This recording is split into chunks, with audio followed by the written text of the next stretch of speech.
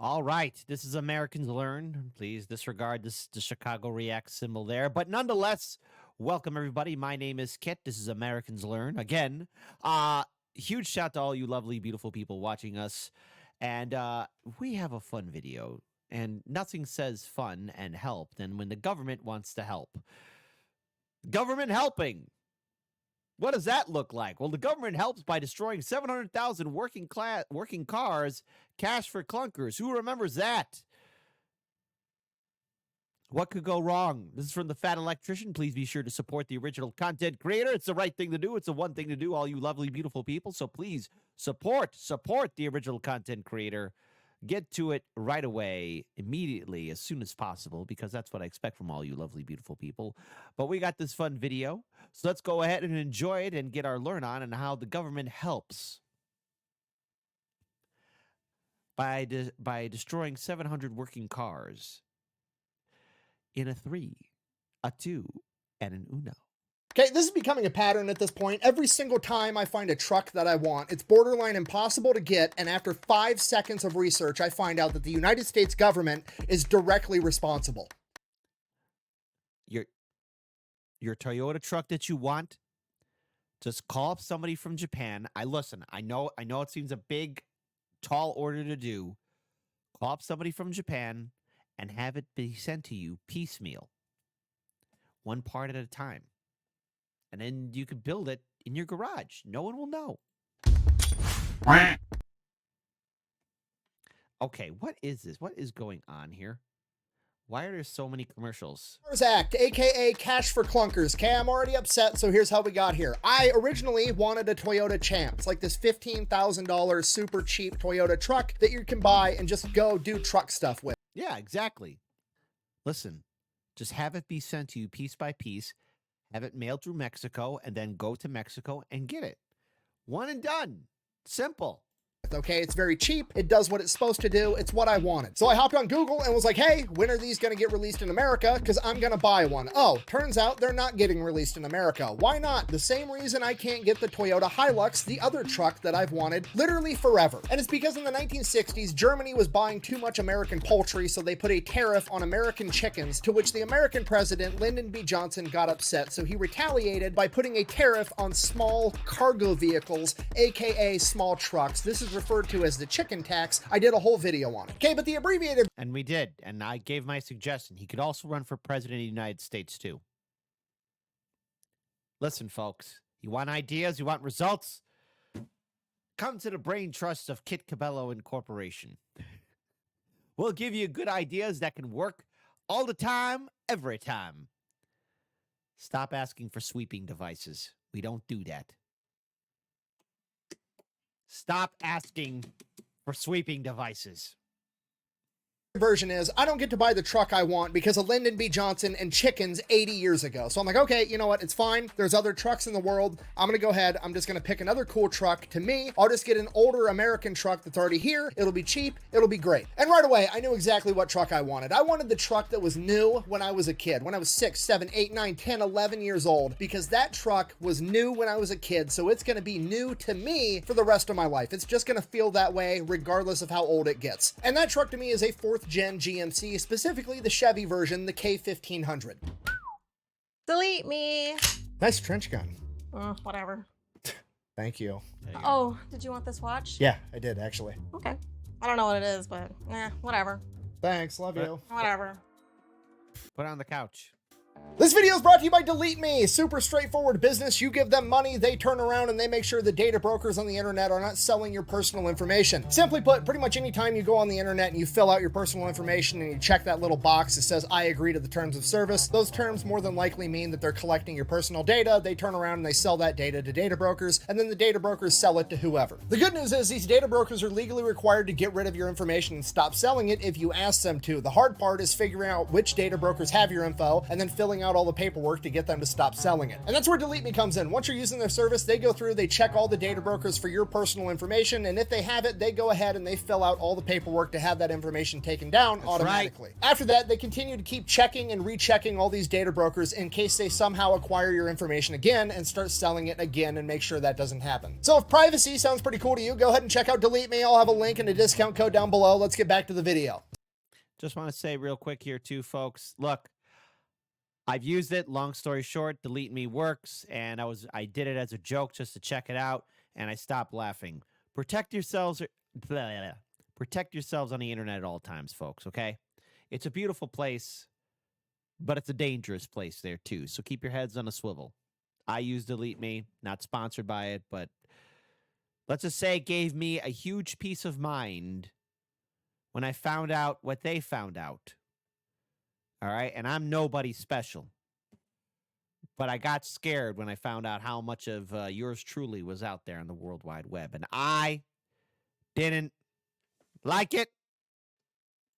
Sorry, anyways, I started looking for a K1500, borderline impossible to find one in good condition. Okay, I finally track one down. It's at a car dealership. It's mint. It's got like 25,000 miles. It's perfect. It's spotless. I want it. Problem, it's like almost $30,000 for a 1998 K1500. So I call the dealership and I'm like, the fuck? Is it like a drag car? Does it have a different engine in it? What the fuck is going on with this truck? Like, no, it's completely stock K1500, 25,000 miles, perfect condition. We want a ton of money for it. And I'm like, why? And the owner of the dealership is like, well, the government crushed all of them, so you're never going to find this truck in good condition. So naturally, I did what I always do. I went home, started... It was the last dinosaur. Looking into it, went down the rabbit hole. Here's what happened. It all started in 2008 when the American housing market crashed. How did the housing market crash? Well, in the years leading up to this, the American government decided, hey, owning a home is part of the American dream. More people should own homes. You know what we should do? We should go put a bunch of pressure on US banks to give loans to people that they know can't afford homes and just do it anyways. This is called a subprime mortgage, and the banks were giving out a ton of them for the years leading up to 2008. 2008 rolls around, all the people that bought houses they couldn't afford get foreclosed on, ruins the entire housing market, the entire US economy crashes. And when the economy crashes, people don't have a lot of extra money. And when people don't have a lot of extra money, guess what they're not doing? Buying brand new cars. But it's okay. We live in a capitalist society, and what happens when supply remains the same and demand goes down? The prices also go down. The market will regulate and fix itself, right? No, because no, that didn't happen. We call that no bueno. The government's going to step in and they're going to help. I'm from the government and I'm here to help. So the United States government, in its infinite wisdom. Hey, that's Barack Obama. Folks, the people who caused the crash, let me be clear. None of them are going to jail. Obama out. That's true, man. Listen, those jag-off people in Wall Street, man, they laughed themselves to the bank and they got away with it. Thanks, Obama. Listen, let me be clear. Kit was happy to help. Now watch the video and vote.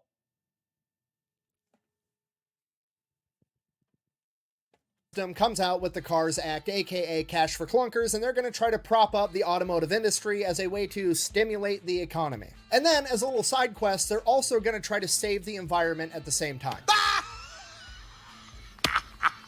Can't do so the that. Government allocates $3 billion. Environment doesn't want to get saved. Listen, the Earth is going to be fine. We're not. Towards this program, and that $3 billion is going to be spent overpaying for people's used cars. So how this works is anybody that's going to buy a new car like a Prius or a Camry or a Civic can trade in their old car, and the government is going to be willing to subsidize paying you between $3,500 and $4,500, even if that's way more than your car is actually worth. The only stipulations are the car has to be running, it has to be a good, reliable vehicle, it has to get 18 miles to the gallon or less, and it has to be registered to you for at least a year. So basically, the government is only interested in buying perfectly good used cars in running condition. And $3 billion divided by somewhere between $3,500 and $4,500 per car ends up being about 700,000 cars that the United States government gets their hands on, which raises the question, what is the United States government gonna do with 700,000 perfectly good running cars? Do something stupid. It's Frieza. Freezer. Blow it the up. Okay, I mean, I'm not very. That's Little Karibo. For those of you who don't remember that voice. Bakora. Bakora. You gotta join me for my next film. Merrick, what is it this time? Bright, I'm just spitballing, but here's what I would do. I would maybe auction off the 700,000 cars so that 700,000 Americans could get a good deal on a running, reliable vehicle so they could make it to work and participate in the economy to help prop up the economy that the US government just crashed. But we got to remember the big picture here, right? Because the US government also is trying to save the environment, and these 700,000 cars get less than 18 miles per gallon, so there's only one thing we can do. We got to fucking destroy them. Yeah, that's what we're going to do. The second your car gets traded into a dealership, that dealership is legally required to drain all the oil out of the engine, pour a specialty chemical inside of it, put it in park, and have a mechanic hold the gas pedal down until that specialty chemical turns into glass in the engine and blows up the entire thing, and then they're going to crush it and turn it into garbage. You know, as one last fuck you to the environment right before we save it. Shut the up, all right? Poor Captain. I was going to say Captain America. Captain Planet.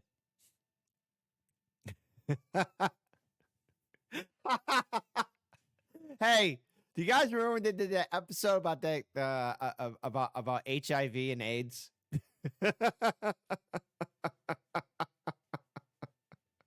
And there was like a villain.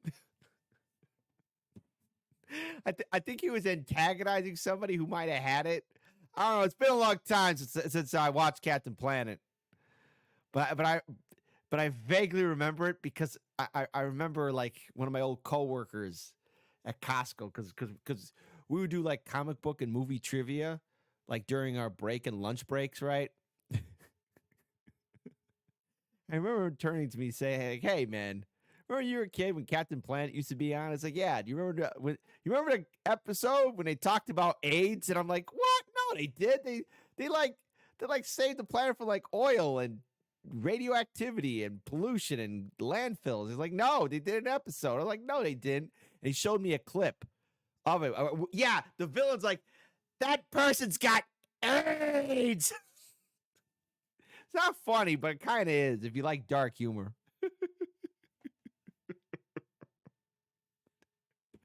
Oh, poor cat. Hey, Captain Planet, whatever you do, don't look at how the planet's being run now. It's not good. It's not great. It's terrible, actually. Okay, I'm just going to level with you. I'm like in awe at this point at how horrible this idea was. There's so many layers of stupidity compounded within itself. I don't even know how to continue the video. The government is like King Midas, but instead of everything they touch turning to gold, it just turns to shit. So I guess we'll just make sure that we're all on the same page at this point, okay? In 2008, the United States government is responsible for crashing the US economy, and in 2009, in order to fix it, they said, hey, you know what we should do? Let's take $3 billion that we've extracted from the people whose lives are already suffering. We're going to take that $3 billion and we're going to use it to have a fucking used car genocide where we destroy 700,000 perfectly operational vehicles. And you're never going to guess which vehicle cracked the top 10 for the most crushed by the US government. That's right, the Chevy K1500. Man, you're not winning. You're not winning, man. You got to build a time machine now. Build a time machine out of that Toyota. See? Big brain ideas all the time, every time. You know what? Actually, it's fine. I'm sure this was well worth it, and I'm sure that we saved the environment. Let's just go ahead and check the stats. According to the University of Michigan, the average miles per gallon of the average American vehicle went up a total of 0.7 miles per gallon. Okay, that's not a lot. We did it. How much did it actually save the environment, right? I mean, that's what actually matters. How much CO2 did we prevent from going into the atmosphere, right? Okay. The CARS program prevented 4.4 million metric tons of CO2 from entering the atmosphere. That's a big fucking number. That's probably a good thing, right? That accounts for approximately 0.4% of US emissions. You know what? Yay! We did it. Okay, Yes. Look, I'm not a super intelligent guy. I'm wearing a camouflage hat and a tank top, and I live in a cornfield, okay? But hear me out. That's fine. It's fine. Hey. Hey, listen. My Toyota plan for you to get that car. You know, I'm going to make it my goal because I'm due for a visit back to Japan. I'm going to make it my goal to figure out how we can get that truck to you, buddy. Because right now, this breaks my heart. This man deserves his truck. Truck for the win. I feel like every vehicle manufactured has what I'm going to describe as a fossil fuel overhead, okay? Because the manufacturing plant where the car is made, it's got to have power. You get that by burning coal and other fossil fuels, right? So some of it goes there. Then all the workers have to drive their cars to the manufacturing plant to be able to build it, and their cars burn fossil fuels. And then if the manufacturing plant is, I don't know, in Japan, where they manufacture the Prius, the Civic, and the Camry, which were the most sold cars under the Cash for Clunkers program, you got to ship the car across the fucking ocean using fossil fuels to get it here, okay? Maybe destroying all those cars prematurely before you squeezed all the life out of them wasn't worth the 0.4% you saved on emissions overall. Oh yeah, well at least the United States government propped up the auto industry, because without those sales, they probably would have had to lay off a bunch of American auto workers. But people still got laid off. did you not just listen to what I just said? The top 3 cars sold during the Cash for Clunkers program were the Honda Civic, the Toyota Prius, and the Toyota Camry, okay? Most of... And listen, listen. You know that South Park episode where the people who have like a Prius smell their own farts? I've run into a couple people like that in my lifetime.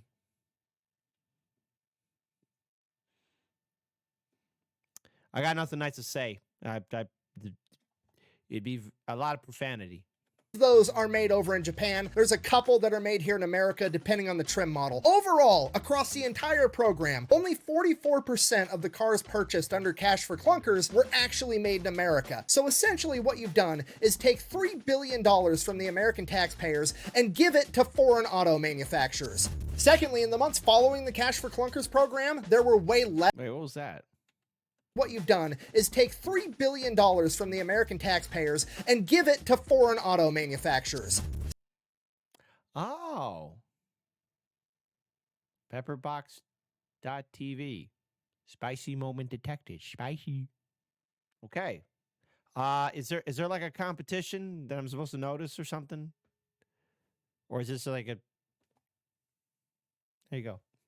Secondly, in the months following the Cash for Clunkers program, there were way less car sales than there should have been according to the previous year's data, meaning Cash for Clunkers didn't increase the number of car sales, it just moved them from one month to another. So since there weren't actually any more cars sold during Cash for Clunkers, that means that the US is now down 700,000 cars, right? And what happens when supply lowers and demand remains the same? That's right, prices go up. The price of a used car on average went up about $2,000 after Cash for Clunkers.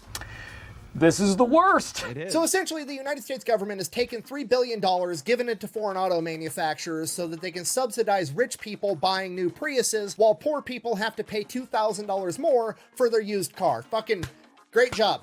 Way to go. But wait, it gets even worse, because a lot of the people that bought new cars during Cash for Clunkers shouldn't have really bought new cars. They were just overly incentivized to do it because the government was subsidizing it, right? Where the fuck are my notes?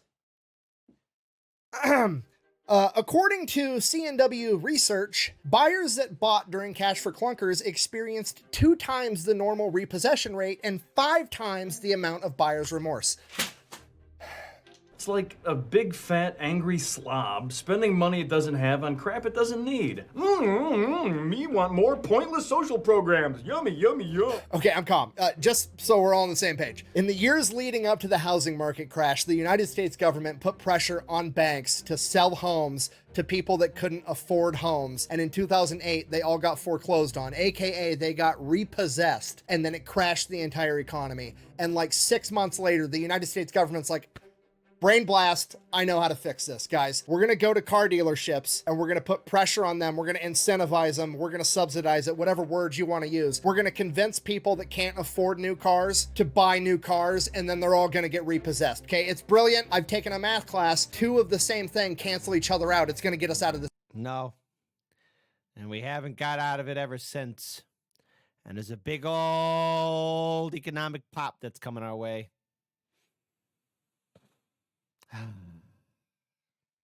And Barack Obama, let me be clear, folks. I even paused perfectly for a fat electrician to hear Obama's voice. Let me be clear. The bubble pop Obama out. Ugh. this mess. So in conclusion, did cash for clunkers save the environment? No, not really. It barely made a noticeable dent, and if anything, it probably hurt it more by destroying all the vehicles. But it did at least save a bunch of American jobs. Granted, it saved more Japanese jobs than it did American jobs. Hooray for Japan. Japan's close to my heart. I have a lot of family and people there, so there. And I'm due for a trip to Japan. So you know what? To the fat electrician, I will figure out in some form or another, see if we can get this Toyota truck to come to America. All right? Even if it means using any means necessary at my disposal, which is next to none. But hey, life is all about the silver linings, right? We did, at a minimum, get to keep the poor people in check because we got to take their money in taxes and then use those taxes to force them to pay $2,000 more for a used car, which back in 2009 was closer to like $3,500, but you know, whatever. Anyways, I'm gonna go keep looking for a truck. Thanks for watching. Best way to support the channel is go buy some merch over at thefatelectrician.com. Quack bang out. I legitimately can't even tell anymore if politicians are stupid or evil. It's probably both. Here's my method. The politicians in Washington, D.C., they do not like us, they do not think about us, and they don't respect us. A colleague of mine, a good friend, who spent some time in D.C., her words about her interactions with politicians is they think about their careers 2 years, 4 years, 6 years, 8 years down the road, and the American people are not on their mind. And if you want to find out how scummy your favorite politician is, check out the X account. I call it Phoenix, but Twitter. Here we go. Unusual Whales. And what they have done is break down how all of our favorite politicians, both Democrat and Republicans, are doing insider trading. Find out what your U.S. Senator and U.S. House Representative are doing. They're not just stupid and evil. They don't respect us. But that's a story for another day. But I do make this solemn promise. I'm due for a trip back to Japan. And I am going to find out how to bring that Toyota truck here. If there's one thing I can't stand no more. Nick wants a truck. We got to make it happen. Now, right now, my temporary plan is have somebody mail it to you piece by piece. And then you could sneak in and get it. Have it maybe sent to Mexico. And then you do Operation Rio Grande. There we go. And you bring it back to your place, and you can make a whole project of putting it together. I think it's a great plan.